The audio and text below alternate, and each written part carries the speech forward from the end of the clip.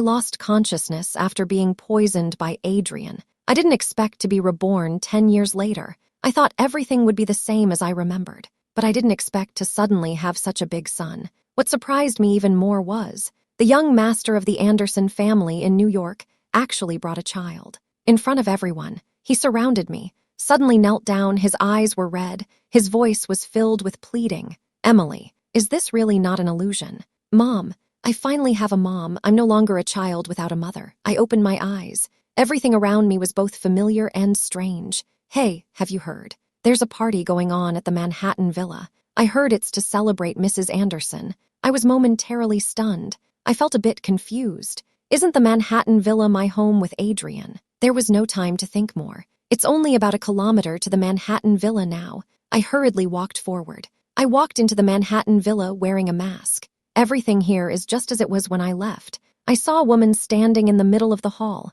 I frowned. How could she look so much like me? Every movement she makes is exactly like my usual habits. If it weren't for her, it would be hard to tell the difference. I stood among the crowd, watching her smile gently and kindly. Then, Adrian affectionately wrapped his arm around her waist. The two gazed deeply into each other's eyes. They walked towards the stage together with the microphone. "Hello, everyone. I am Emily, the wife of President Anderson. Thank you all for coming to our 10-year anniversary celebration." The imposter me finished speaking and handed the microphone to Adrian. They even secretly held hands. I frowned again. My eyes were fixed on Adrian. Her lips were tightly pressed together. I really didn't expect that. 10 years have passed just like that. He ended his life with poison back then, yet he found a substitute to play himself. He even held a memorial ceremony. What is there to commemorate? Is it to commemorate his own death, so that he can remarry someone else with justification? I try to control my emotions. I want to see what actions they will take next. In the underground banquet hall, everyone raised their glasses and drank heartily. Those who can come here are basically elites from various industries. Everyone is dressed lavishly, with smiles on their faces, occasionally toasting and chatting. The atmosphere here forms a stark contrast with my simple attire. Adrian took the microphone. He looked around. First, he expressed his gratitude, then a gleam shone in his eyes. His lips curled slightly, smiling as he looked at another version of myself. "To commemorate the 10th anniversary of my wife's death after giving birth to our son, the Anderson Group has decided to donate 1 million to children in the mountainous areas. The memorial ceremony has begun." I was momentarily stunned. "Isn't the child already gone, Emily? Just take another bite for yourself and for the child." "Okay." Adrian's young voice was filled with pleading. He knelt beside me. His tone was full of tenderness and expectation. I knew that if I didn't eat, the child wouldn't get the nutrition. After a long while, I finally spoke. "All right." When Adrian heard this, his eyes instantly lit up, like a happy little puppy. He carefully blew on the soup in the bowl, afraid of burning even a little bit. That delicate action made me feel particularly comfortable. I only remember that after finishing the food. My stomach suddenly hurt a lot. After that, I knew nothing, until I woke up again to find myself 10 years later. But how could Adrian have a child? I clearly am no longer in this world. Could this child be born from a fake? Thinking of this, I felt a wave of sadness. "Adrian." Adrian heard the familiar voice. He was stunned. A hint of surprise flashed in his eyes, but he quickly regained his composure. I walked over quickly, pointing at the woman he was holding. I shouted loudly. Teardrops kept falling down. "Adrian, is this the substitute you found? Your taste is really lacking." The woman smiled. She pulled Adrian closer to her. Her voice was gentle, but to me it sounded particularly harsh. "Miss, may I ask who you are? Perhaps you're not on the guest list." Adrian stood there, silent, but the quietly released hand indicated his stance. I responded with a smile, provocatively looking at her. "Oh, Mrs. Anderson, just someone who took someone else's place. The main person has returned. You, the substitute, should step down now." I quickly took off my mask, revealing a youthful and vibrant face, as if time had stood still for me for 10 years. Suddenly, the air seemed to freeze. It was silent all around. Two identical Mrs. Andersons appeared before everyone. Adrian was momentarily stunned, completely unsure of what to do.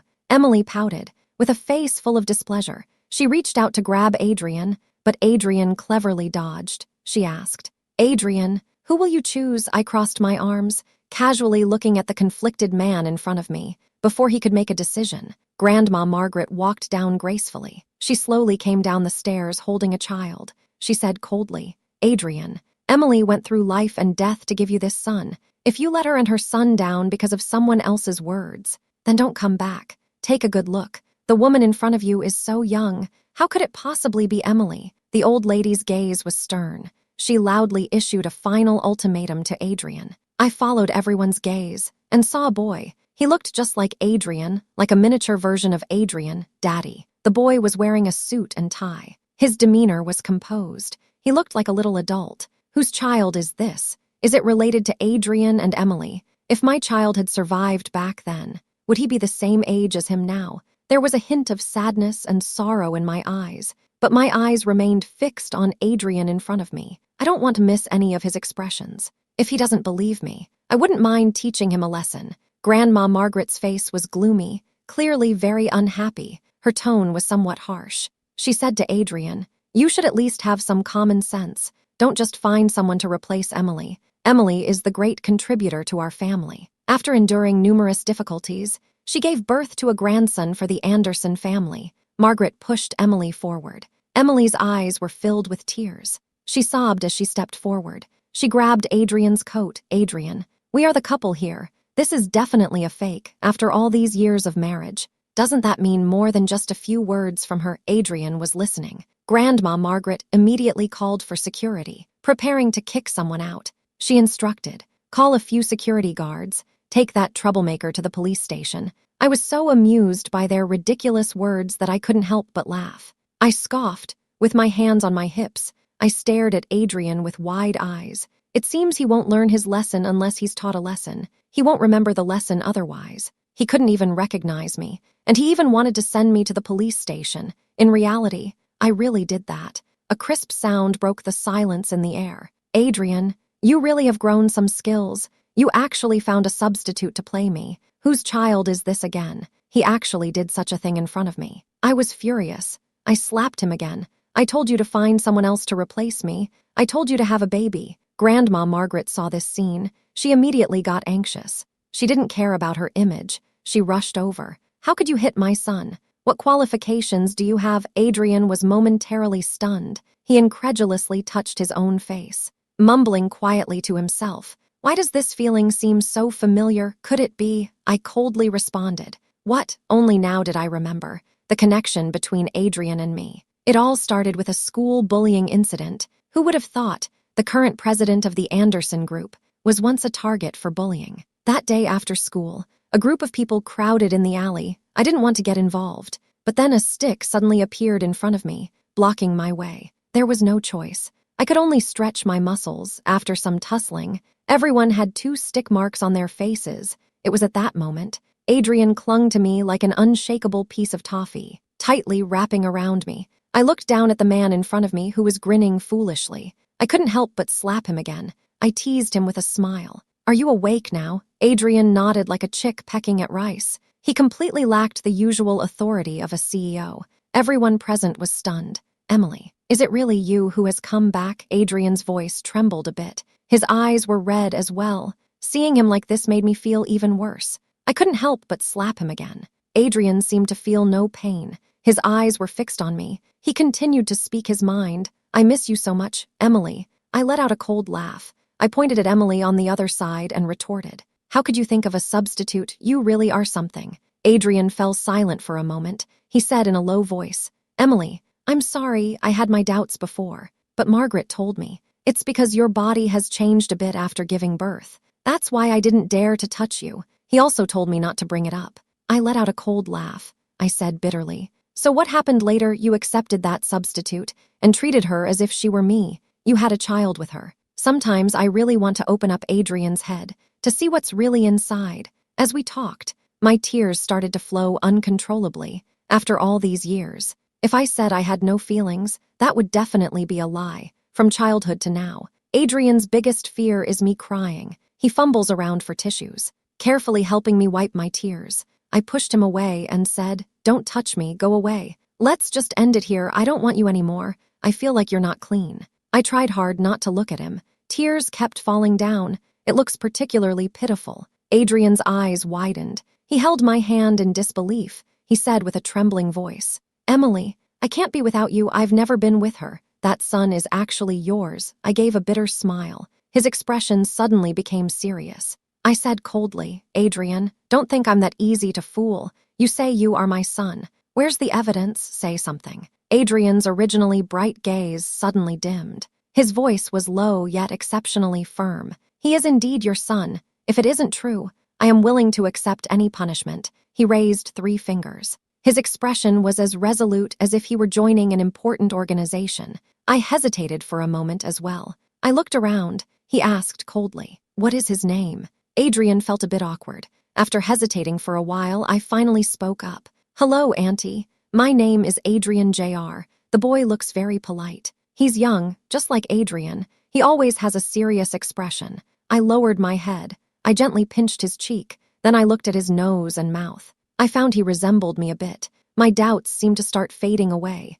Adrian Jr. forced a smile, but the smile looked very stiff. I frowned. It wasn't that I had any dissatisfaction with Adrian Jr. It was just a puzzling feeling inside. How could a child be taught to have such an unnatural expression, Adrian? I suddenly raised my voice. It startled Adrian. He immediately knelt down, with a thud. "What's wrong? Honey, is something wrong?" I tried my best to control my emotions. I was just thinking about my husband having a child with another woman. I completely forgot about the current situation. There are so many people watching us here. Tomorrow's hot topic is likely to be the authenticity of Mrs. Anderson. Young Master Anderson turns out to be a devoted husband. You need to get up quickly. Get these people out of here. I don't want to be on the news with you tomorrow. That's all." I squatted down. I whispered a few words into Adrian's ear. Adrian's eyes lit up. He immediately had the security escort those people out.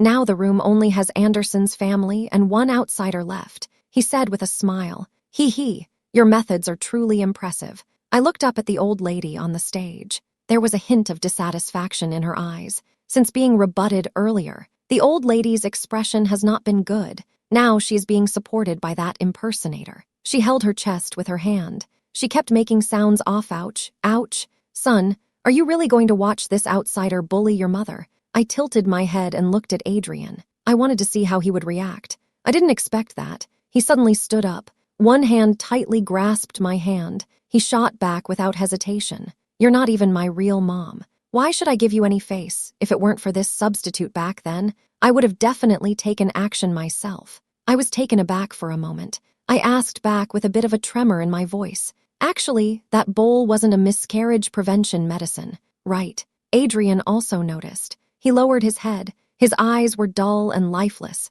"Emily, she told me it was a miscarriage prevention medicine, so I let you drink it with peace of mind." "Who knew you suddenly fainted?" Adrian has always been strong, but at this moment, his tears flowed uncontrollably. He was slapping his own face vigorously, until her cheeks turned bright red. He whispered, "Emily, I'm sorry for you. I should have tasted it first. I'm sorry. I thought I had food poisoning." I didn't expect there was such a reason behind it. Grandma Margaret looked at Adrian with a sneer. She pointed at him and said, "If it weren't for my help, how could you possibly sit in the position of the Anderson group? Moreover, Sophia didn't hold past grievances against you. She even specially had surgery to look like that woman, to stay by your side and take care of you. Sophia has suffered so much injustice. You actually don't appreciate it. It's really a waste of our efforts." After saying that, she looked at Adrian. Her face was filled with grievance. Speaking of the name Sophia, I vaguely remember such a person.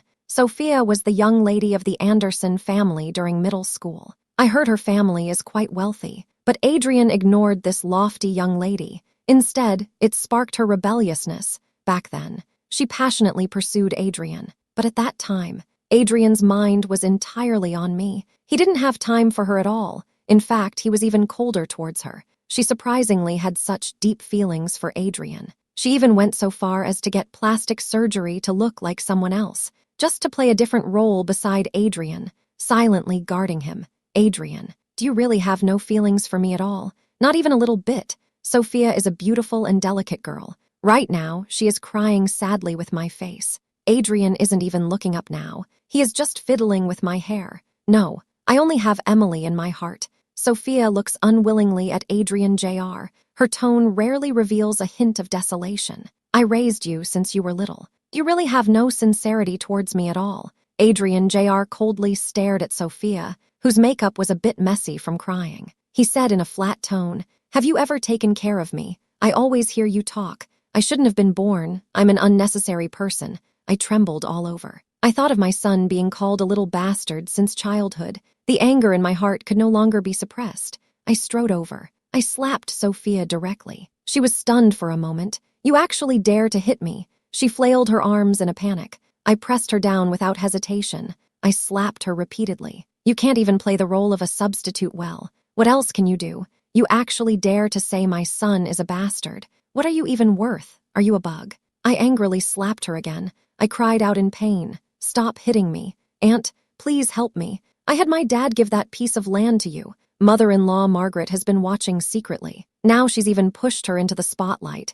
She smiled awkwardly. She waved her hand and said, "I didn't take her things. If you hit her, don't hit me." When I was with Adrian in the past, she always found various reasons to oppose. Later, when meeting the parents, she was even more picky with me, no matter how I looked. It never pleased her. "Oh, mother-in-law is wrong. Emtikes Margaret. Can I sue you for poisoning me? I've been too busy dealing with the small fries. I almost forgot about the big shots behind. Emily, you see, we are all family. I'm also Adrian's mother at my age. How can I go back to stay in prison?" I scoffed. I shouted at Adrian, "Your mom said this. Do you agree?" Adrian stepped back a few paces cooperatively. "I don't have a mother. I only have my dear wife." I gave Margaret a knowing glance. "Go ahead. You saw that, right? You don't have a son." Margaret rarely feels scared, but this time she stuttered while speaking. "I wasn't intentional back then. Someone told me to do it. She said this would turn a daughter into a son." I got up from the unconscious Sophia.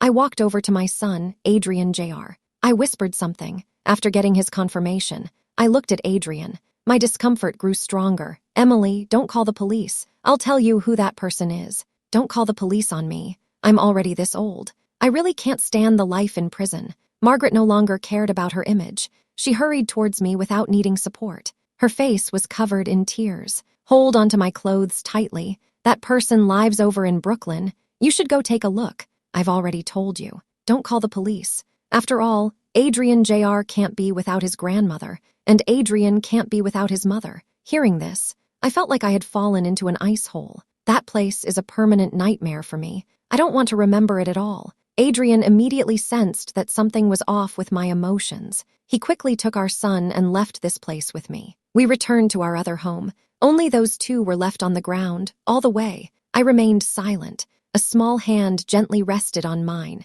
It felt warm. "Mommy, are you unhappy?" Normally, I should be very happy to hear my son call me mommy for the first time, but what just happened surprised me a bit. I said to him, "Mommy is fine. Wait until we get home. Mommy will sleep with you." "Okay," Adrian was about to speak, but was interrupted. "You are not allowed." I bluntly said this. When Adrian Jr. heard this, he laughed, though his smile was still a bit stiff, but it was brighter than before. After getting home, I went upstairs with my son. After closing the door, I pulled my son closer to take a good look. I found he had many bruises on him. I felt a pang of sadness in my heart. I asked him, "When did you realize she wasn't your mom?" Adrian Jr. thought for a while. He held up 5 fingers. I covered my mouth, and tears streamed down uncontrollably. I asked him, "Then why didn't you tell your dad?" Adrian Jr. sighed. "Dad often doesn't come home. He comes back occasionally. That fake mom would try to please him. Dad always says something feels off.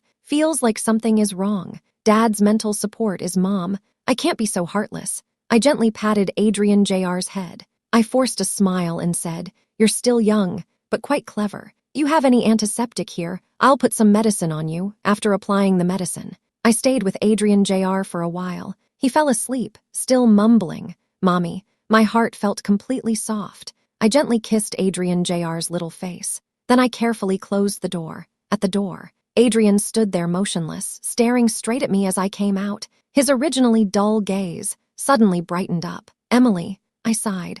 I walked over and sat down by the sofa. "Adrian, how well do you really understand our son?" Adrian was momentarily speechless. He lowered his head, as if he had made a mistake. "If you can't take good care of him, I can take him away. I will do my best to make him happy." "No, You can't leave. Adrian tightly grasped my wrist. His eyes were red. His gaze held both anger and sadness. Since you had the baby, you have completely changed. I swear I never touched that imposter. To avoid him, that's why I bring this up. Adrian's voice was a bit choked. I also understand his difficulties. He has to manage such a large group all on his own and deal with a pile of family issues. A decade has passed. He already has gray hair at his temples and several more wrinkles on his forehead. He seems much more mature now. I gently sighed. Hold his hand and place it in your palm. You've worked hard. Adrian shook his head. He reached out and hugged me, resting his head on my shoulder. He said softly, "You're back. Then I don't feel like it's hard work anymore.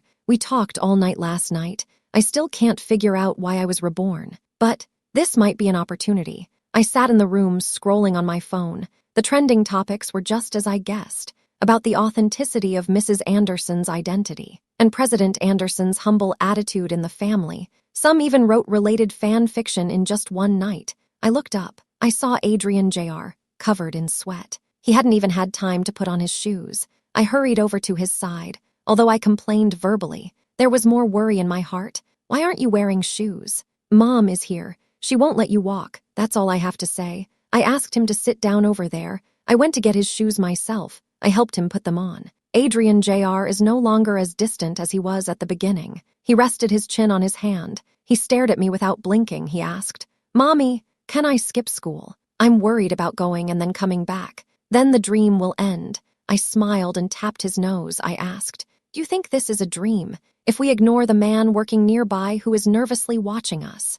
"I'm going out today. Both of you don't follow me. Adrian, you work from home, okay, by the way? Help me check the clothes and shoes. They are all out of style. Adrian Jr., you go to school properly. Mom will pick you up in the evening." I stood up. I announced today's plan. They both looked at me eagerly, but I didn't feel soft-hearted at all. I just casually had some breakfast. I took a taxi to that place I always remembered, Brooklyn, as the name suggests. It's a small alley on the east side of New York, right by the lake. Every year, someone accidentally falls into the lake. Years have passed. Most of the people here have moved away. What's left are mostly elderly residents. They can't bear to leave. "Oh, Emily is back. Is it to see your mother?" I smiled at the aunt in front of me. She has aged. When I was young, she always thought of me and my mother when there was something good to eat. "Aunt, I'm here to find that unreasonable person." Aunt hurriedly waved her hand. Her face showed an anxious expression. "Emily, you should leave quickly. You should leave quickly. He went in a few years ago. I don't know how he got released. I've often seen him wandering by the river lately. His behavior is suspicious. You should be careful." I nodded seriously. I continued chatting with Aunt for a while. Then I planned to go to that place I remembered. This can no longer be called home, because that important person is no longer here. My mom told me since I was young, only by becoming strong yourself can you avoid being bullied. So I must become strong. I hid in the cupboard time and time again, watching my drunken dad mercilessly beat my mom with a belt. Mom cried out in pain, but her eyes always looked at me gently. Later, I practiced fighting desperately. My body was always covered in bruises. When I finally had enough strength to confront him, I heard the bad news. Mom accidentally fell into the river. She passed away. Everyone said it was an accident. That's how things went by. But I know, this was not an accident at all, but a premeditated murder. Mom was tightly holding a stack of cash.